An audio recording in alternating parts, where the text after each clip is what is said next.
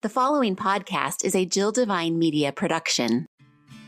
Christianity has become known for judgy people, strange words, ancient stories, confusing rules, and a members-only mindset. This is why I stayed away from the church for so long, but it's not supposed to be that way. I'm Jill Devine, a former radio personality with 3 tattoos, a love for a good tequila, and who's never read the entire Bible. Yet, here I am, hosting a podcast about faith. The Normal Goes a Long Way podcast is your home for real conversations with real people using real language about how faith and real life intersect. Welcome to the conversation. Lately, I've been saying off mic to my friends and to other people, you have to start. And it's not a genius thing to say, but it is very, very smart. In order to start something, you have to start it. And it can be very scary and it can be very lonely too at times, but just start. And that's the whole point of this episode. I'm Jill Devine. I am your host of this podcast, Normal Goes a Long Way. This is my faith journey. I'm hoping that this will help someone else realize that faith is actually on your side. And so let me set up exactly what this podcast is going to at least start like and look like in the future. I am just the host. I am here to listen in on some conversations and then take note and then ask some questions. But I am not equipped to do the interviewing. So the 2 people joining me today are going to be doing the interviewing throughout this podcast. I'd like to introduce Laura Fleetwood and Ryan Pfendler to the podcast.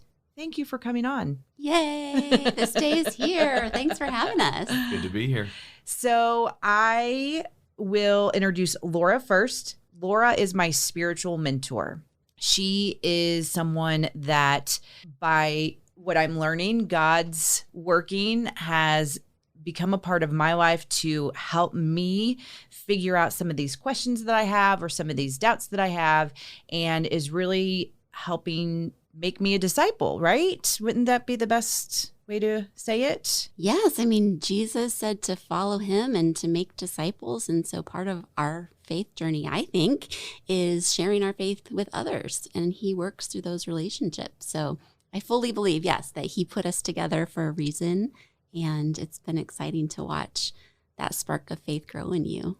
And because I'm not young and hip, I mean, I'm not that old, but Ryan is definitely younger than me. You are my male millennial mentor so that I can be hip with the Jesus talk with the kids. Sure. I've got about 3 years left of the young hip card, so I'm going to milk it as much as I can. All right. So Laura and Ryan, these will be your interviewers. When we have guests on, one of these 2 will be doing the interviewing and asking the questions that I wouldn't know what to ask. But why are you 2 the interviewers? Why are you 2 equipped to do that? So that's what we're going to talk about now. I want to get a little bit of a background on where you are in life right now, what you do for your job, and then we're going to go back to childhood and kind of talk about that, what has led to you where you are now. So Laura, let's start with you. What are you doing currently, professionally, that makes you equipped to be one of my interviewers? Well,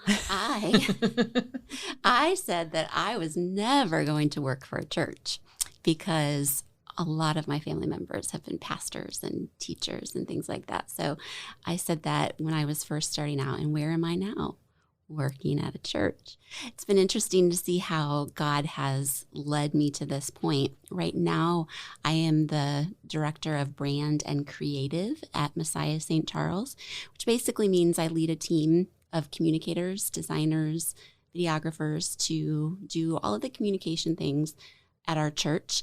And I also have my own ministry, Seeking the Still, where I mentor women and girls through crises of faith and dealing with stress and anxiety in their life. So I've got a lot of experience myself dealing with those things and have seen how God has just kind of put me into a position now where I can have more of a voice and more of a mentoring role to others in their faith journey and in their mental health journey. So I don't know if that qualifies me, but that is where I am.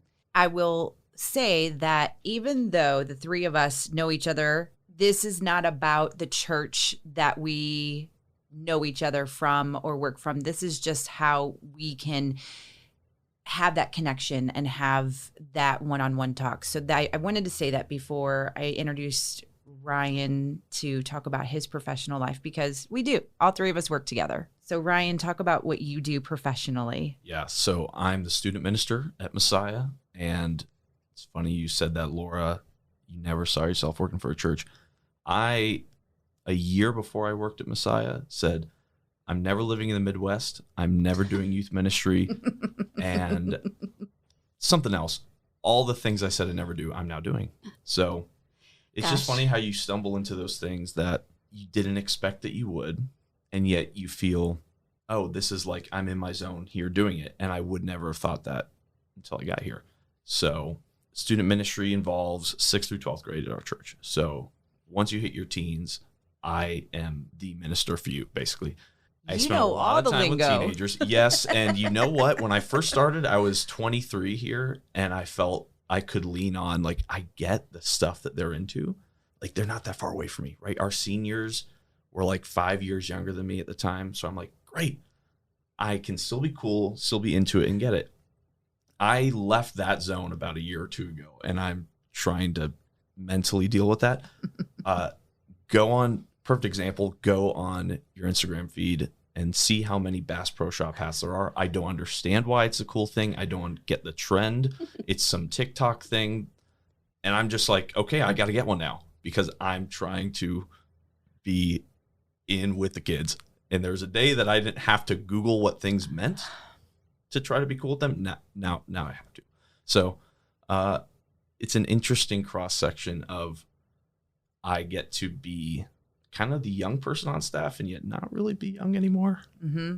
And then working with these young people, when I first started, I'm like, I'm never going to be the guy that is like, I don't get what they're into. And I'm like, okay, please, someone tell me what this is all about. Do they see that or do they feel that, or is that just more in your head? Probably in my head. I can put on a good show. Let's start with you, Ryan, as far as your background. Did you grow up in a church? Did you have faith conversations from the minute you can remember as a child? Walk me through that. I grew up in the church, grew up in the Lutheran church. I was so Lutheran, I put a Bible in a guy's locker once because I thought that was a good thing to do. It didn't work, by the way. Okay. But I was really, really a churchy kid.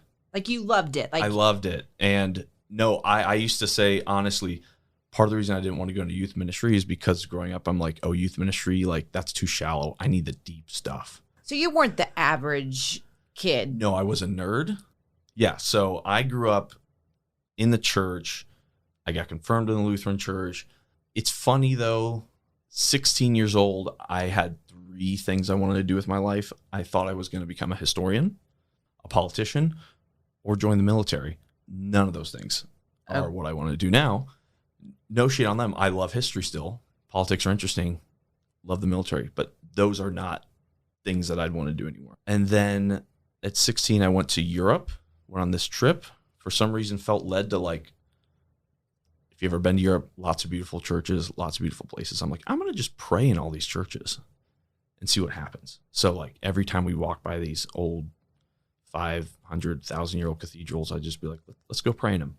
The last one we went to, St. Peter's in Rome, St. Peter's Basilica, the Vatican, fell on my knees and was like, okay, Lord, you want to use me in ministry and I'm going to give my life to you for this. I could point you to the pillar. If you look at a picture of it, I could point you to the pillar where I fell on my knees. It was really weird. I like wept for 10, 15 minutes. My teacher had to come like grab my shoulder and be like, hey man, it's time to go. We got dinner. Wow. You know, and it was very weird because I was not an emotionally, when it came to faith, I didn't really have a very emotional faith. And yet in that moment, it was such an emotionally powerful moment. It really was the Holy Spirit calling me into this line of work. Let me interrupt. Was the trip a faith-based trip? No. Okay. Second question. Was the going by the churches, I'm going to pray, like, you know, how some people will just go to a church and pray just because they're there. Like, was it something that you would normally practice in your everyday life? Or was it just like, oh, it's a church, I should pray? No. And well, you know, I'm remembering, it's interesting you say that. There was a grad party I went to that summer where this adult leader at our church, who was just like a volunteer, told me, like, you should think about a job in ministry because you have this presence about you. Those were his words. And I was like, whatever, dude. Like, I pass it off. It did not crack the top 3 at that point. In fact, I remember later reflecting on what he said and being like, oh, I'm not good enough to be in ministry. I'm too sinful. I'm not this great person. So it's not for me. But my prayer life at the time, I would not normally just go to my church and just pray willy-nilly. I would not just go to my church and pray like that. You know, it was a different kind of thing. The school you went, or the high school you went to, was that a private Christian school? Public. Okay. So then after high school, you go to Rome, you have this experience. So then what's next? So I go to a Christian college called Concordia University, Texas, and I'm there to study Christian education. How'd you know about this place? It's Lutheran. Okay. And there was, honestly, it probably was on a map in our youth room growing up. There was this map of where all the schools were. And I'm like, cool, there's one in Texas. I know I want to go into ministry.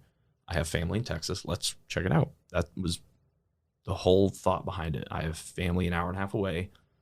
There's one there. Let's see it. Because they're all over, correct? Yeah, mostly in the Midwest. Okay. Me being from the East Coast, there was one in New York, 8 hours away. It was irrelevant that it was, you know, so far away, it didn't make a difference. And so I looked at the Texas one, toured the campus, loved it, and ended up there. I don't think I toured any other schools. And was that a place that increased your faith? Yes. When I walked into those doors, I probably would never wanted to work at a church like Messiah. I would have said, if you don't tuck your shirt into your khaki pants on a Sunday morning, you're not doing church right. Wow. So. Okay. Going to come back to you. Laura, same questions. Did you grow up in the church? Is it something you knew from an early on age? Yes, I did grow up in the church. Again, Lutheran my whole life. My grandfather was a Lutheran pastor. My uncle was a Lutheran pastor. My parents ended up being Lutheran school teachers. And I don't ever remember a time when I did not know God and did not know Jesus and did not have faith as part of the backdrop of our life. We prayed before meals. We prayed at dinner time, went to church every Sunday, Sunday school, the whole thing. And yet, I think, I always knew that Jesus was my Lord for my eternity. Like, I knew I'd be going to heaven, but I didn't know him as the Lord of my everyday life until much, much later in adulthood. So you went to a Christian school growing up? I actually didn't go. No, because we moved a lot. Okay. And so I went to almost all public schools except for half of my 8th grade year. We moved to a place where my parents ended up staying. So all my sisters, I'm one of 4 girls. All my sisters went through Lutheran grade school, but I didn't because we didn't have that when we lived in other places.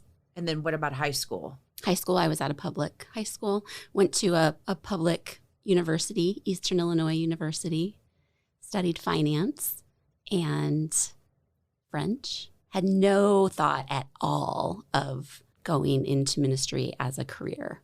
Not once did it even cross my mind as a possibility. So then what led you? Obviously we see Ryan, he's on track. Once he got to college, he knew that that's what he wanted to do. And then that led to where he is now. But with you, totally different. Totally different. And that's how I know that it was God's plan, because I never consciously pursued that path. So I went into corporate America.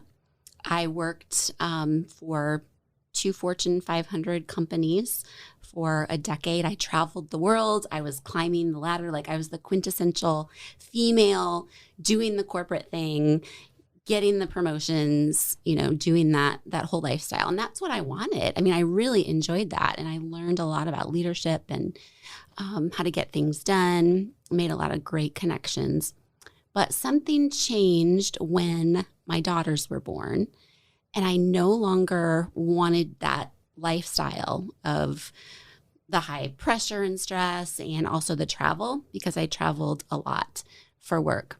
So my pastor at the time, who was at Messiah, because we were attending Messiah as members, tapped me on the shoulder one Sunday and said, "Hey, you do market research. Would you facilitate some focus groups for us?" And of course, I was delighted. Of course I'll do that. Well, that kind of whet my appetite for the possibility of using what I had learned in the corporate world for the benefit of the church. Like that had never even occurred to me that kind of role might be needed in the church, because I always thought of church work as just like pastors and Sunday school teachers. Yes. Yeah. Yeah. But Messiah, khaki pants guys. exactly. Yeah. Messiah was growing and was a large enough church where they needed a lot of that structure and communication help that I had been doing in the corporate world to grow the church. And so that was fascinating to me. So you got to remember, at the same time, I'm having kids and wanting a more flexible work-life balance. So I ended up working part-time for Messiah, which then transitioned into a time when I just stayed home with my kids, which was rough because I was making more money in the corporate world than my husband. I left. We had to sell a car. Like we literally were barely making ends meet. I wouldn't trade that for the world because I was home with my girls for 2 years. But after that, came back to Messiah and started working full time in communications. So it was not, for me, it wasn't a path that I chose. It was more like one just appeared. Mm-hmm. Does that make sense? Mm-hmm. Yes. And it just felt natural and it just felt right. Almost like it wasn't a choice. Like it was like God saying, okay, here's what's next. Your girls, they went to private Christian school all throughout grade school. Correct. What led you to that decision, since you didn't do that yourself? So that was a challenge. That was a hard decision to make because we have amazing public schools out here. And I also thought about homeschooling them, which now I think back and I just kind of shake my head at myself. Like, what was I thinking? I knew that regardless of what education route we chose, that the most important thing to me was that Justin and I as parents were very involved in their education, and that they would be taught the emotional intelligence and the leadership skills beyond academics that would set them up for success in the world. Because, academics, to me, they're going to learn academics, right? But it's that foundational layer of which has a lot to do with faith for our family, of knowing who you are, that you're a created child of God, of knowing who God created you to be, and having your school and your teachers celebrate that and call out your uniqueness, because that is why God created you, for some unique purpose. And I saw Messiah as being the best way for them on a daily basis to get the education they needed, but also to have the more foundational truths taught to them and modeled for them so that they would be prepared for whatever life throws at them. This is not an episode about what's better, private or public. No, because my girls are in public high school now. For me, this is why I'm asking these questions, is I grew up in a public school. I think that there were some things that were said when I was in high school about private schools that made me not against them, but I'm like, why? Why would people pay to send their kids to a private school when I hear all these things that are happening. And then as I became older and not even a parent, just older and hearing some other things about now parents sending kids there, this, I guess I have had definitely some judgment. And then now my girls are in early childhood at Messiah, at a Christian private school. And there's still things that I wrestle with, but faith is very important to our family, which is why we are considering having them continue through 8th grade there. But I guess what intrigues me, and this is going to go back to the college thing with you, Ryan, going to Concordia, like I wrote down Concordia versus traditional college. Do you still party? ? Because I think that is part of this faith journey that I'm on with this podcast, is that we're normal people. And so is there this expectation, or were things set up differently? In other words, did you have a normal college experience, Ryan, at a Christian college? Yeah. So, yeah, it's funny. The guy was in high school. I would have not liked the guy who became in college. Did we party? Yes. Was it fun? Yes. And I remember there was a point. So you mentioned there was this trajectory of my life where I seemed very direct and I'm going to pursue ministry. And that's the whole goal of my life, the whole goal of my future.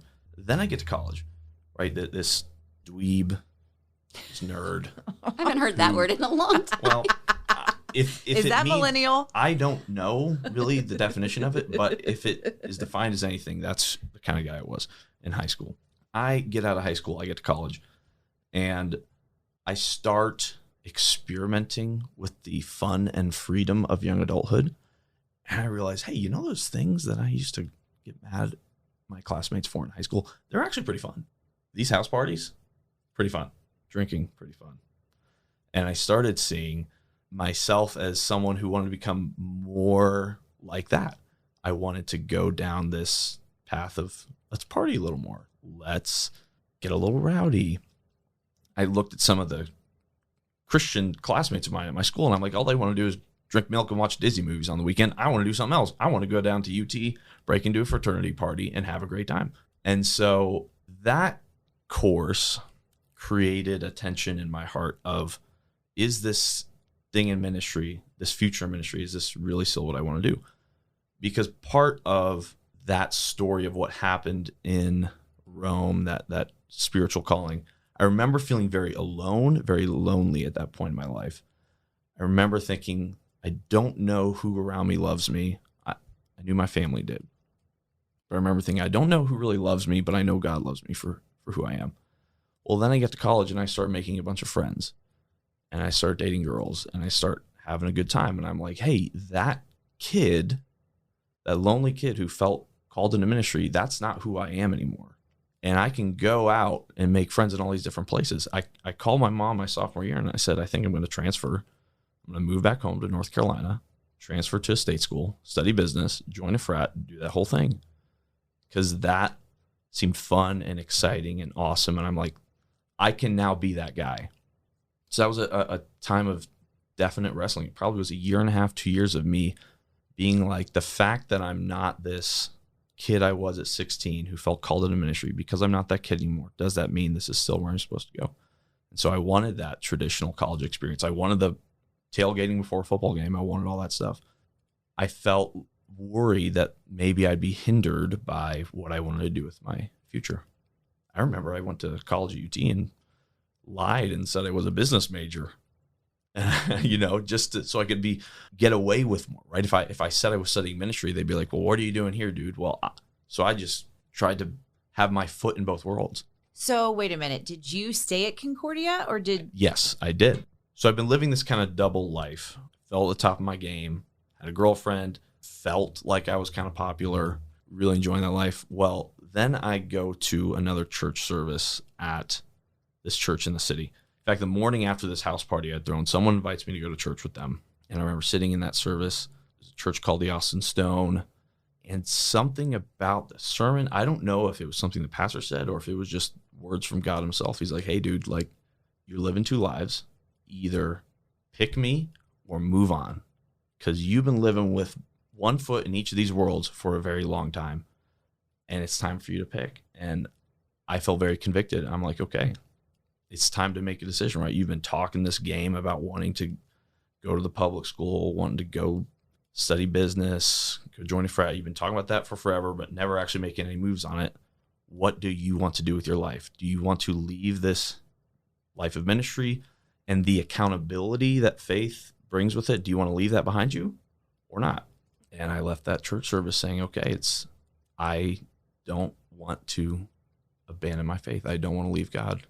I want the life that I can see that has God in it. And so made some changes to my life. I found a group of guys where I said, hey, I have these struggles and these desires and these sinful things I want to do.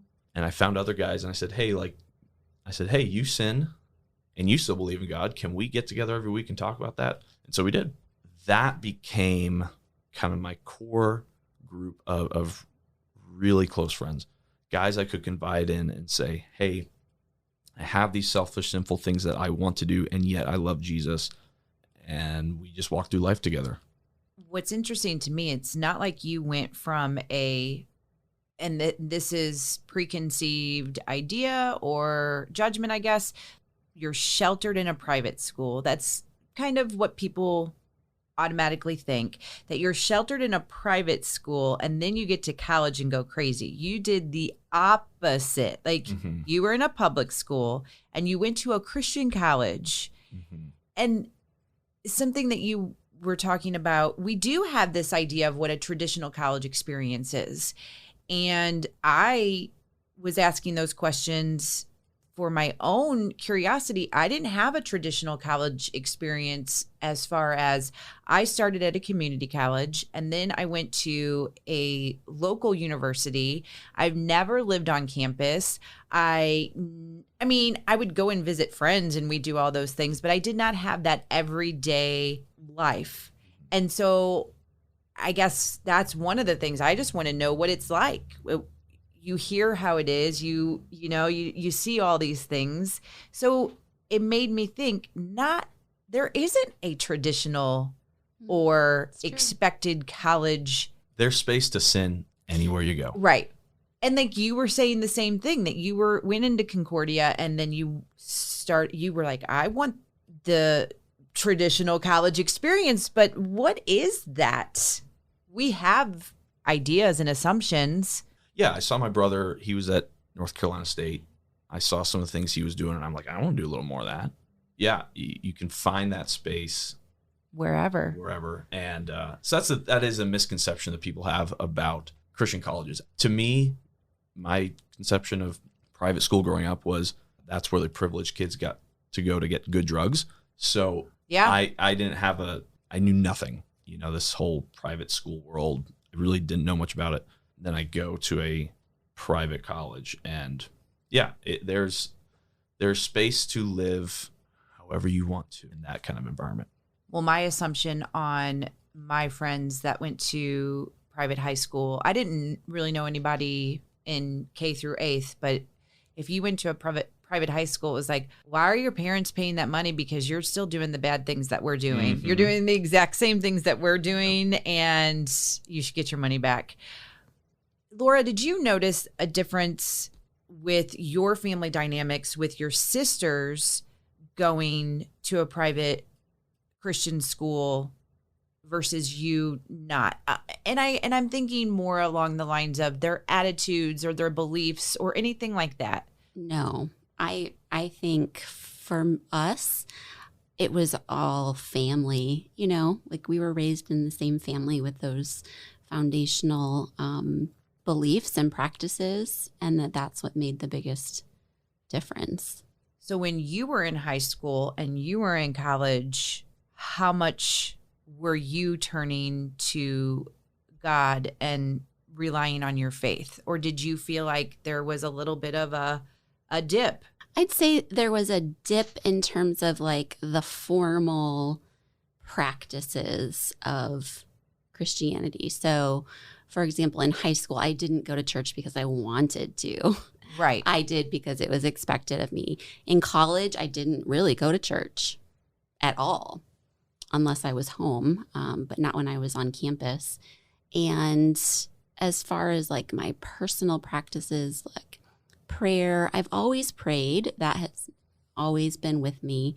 But as far as like reading the Bible or anything like that, I definitely did not do that in high school and college. And I drank. I drank in high school. I was in a sorority in college. I think that's like a whole misconception too, that you can't be a Christian if you are engaging in that kind of thing. Because certainly like my faith was strong regardless. So that'll be an interesting topic for us to explore later on in the podcast, is some of that misconception about, oh, you have to be a good girl. My maiden name was Harm, Laura Harm. So I had on the back of my high school t-shirt, it said harmful ? Harmless ? What do you think? And it was like these two personas, the angel kid who was always teacher's pet and went to church on Sundays, hung over half the time in high school, singing in the choir loft because I had been out partying the night before. This is exactly what someone like me needs, and somebody that's listening, because there are these assumptions that when you grow up, that's why I was asking so many questions about growing up, because when you grow up with the faith and being in the church, you still were doing the things that I was doing, and I didn't grow up in the church. I don't know if that's good or bad, but it makes me feel better about this journey to know that I didn't miss out on something. I mean, it's never too late to form a relationship with God, ever. And you've never done too many wrong things or, gone down too many dark paths. He's always there to meet all of us. And we're all the same in that we're all messed up on the inside. Yeah, I think the big question is, what do you do once you realize that this isn't what you want to keep doing? I have a good friend of mine, one of my best friends. They have this saying in AA. He went through AA for a while, and we talk about it all the time. They say progress, not perfection. Now, there's a few things to that, right? No one's perfect. You can't expect to be perfect. You just want to make progress day by day by day, right? I may be struggling with this now, but today I'm just going to confront it and not deal with it and not do this bad thing I shouldn't be doing today. But it's progress, not standing still, right? It's what do you do with your life once you discover, hey, I want to live differently? And it's kind of like a 2 steps forward, 1 step back. Mm-hmm. Life, I think, is not like this perfect upward trajectory towards perfection. It is I've made some progress and I slipped up again. And yeah. And for me, spirituality, like it always has to begin in your inner world, your inner self. So the impact that God has on your life starts on the inside, and then it flows out into your behavior as you grow more and learn more and experience him more. And that looks different for everybody because everybody has a different view of God. And I think sometimes it takes life, to cause you to start to ask some of those questions that you're asking now. Like, is there something bigger than me? Was I made for a purpose? Who really is in control? All of the big questions. And it's just interesting to hear when those questions start to impact different people, because there's not one story. Everybody has their own story. As we wrap up, there is a question that I want to ask. If there's one thing on this journey of this podcast, and we have no idea where this podcast is going to go. We have an idea and we have some thoughts written down, but in this journey for me and in this journey for someone else who's listening, is there one thing that you would like to say right now for hope or for what you want me or somebody else to know and to understand? That younger version of myself was someone who thought faith was about being right. So following Jesus, being a Christian, that's the right way to live. And then there's a wrong way to live. But that's what faith was for me. It wasn't until I wrestled with my own sins and my own struggles that I realized, faith isn't about being right. Christianity isn't about right versus wrong. It's about grace and love from God. The one thing that I want listeners to know, and you to know, Jill, is that we were created as physical, emotional, spiritual beings. And so often we live only in the physical and the emotional, and we don't think about the spiritual. And that creates a void. Creates a void that we try to fill with all kinds of things. Everybody's different. And God is always here. He has always been with you, even if you don't know him or believe in him. And by the way, if you don't believe in God, keep listening. This is for people who are in all phases of their faith, because these are good questions for anybody to be asking. But I want you to know that who God is, we will never fully understand on this side of heaven. We keep trying to. We will never fully understand it. But what he said to us through Jesus as being the most important things to know about him is that he loves us and we are to love him back, and that we are to love our neighbors as ourselves, love the other people in this world. And over and over again, the person of Jesus of Nazareth, who was God and man, so he is the only human form of divinity that we can look to, right? He practiced that. If you look at who he walked with, who he invited to be with him on this journey, it was not the picture perfect people of the world. It was not the people in the churches. It was everybody was on the fringes. They were rebels and rabbles and, what we would consider the least of who we think would be a godly person. And yet, the only human example we have of God on this earth, that's who he chose. And I think that has such an important foundation when you start talking about faith, is that it is for everyone. Everyone. No exceptions, and it is a journey. And so I'm excited to watch your journey unfold in this podcast, and then I'm excited to see what God's going to do for all of the listeners. Well, thank you both for being a part of my journey and then helping others. I'm excited to see who you interview and what we're going to learn and what we're going to talk about. So it's going to be fun. It's definitely going to be a journey. It is. I can't wait. It's going to be an adventure. It most certainly will be an adventure. That's for sure. And you can follow the adventure online, normalgoesalongway.com. Also on our social media, Instagram and Facebook at Normal Goes a Long Way. So this episode was completely dedicated to why Laura and Ryan are playing an important role in my faith journey and what they're going to do moving forward as far as the different guests that we have on and how they maybe have helped to you in your faith journey. But our next episode, that's going to be my story. You're going to hear where I am in my faith right now, how I got to where I am, the questions that I have, the doubts, the concerns, the fear. We'll start to unravel it all in our next episode. And here's a little sneak peek of what you're going to hear. Does that kind of give you a pit in your stomach a little bit?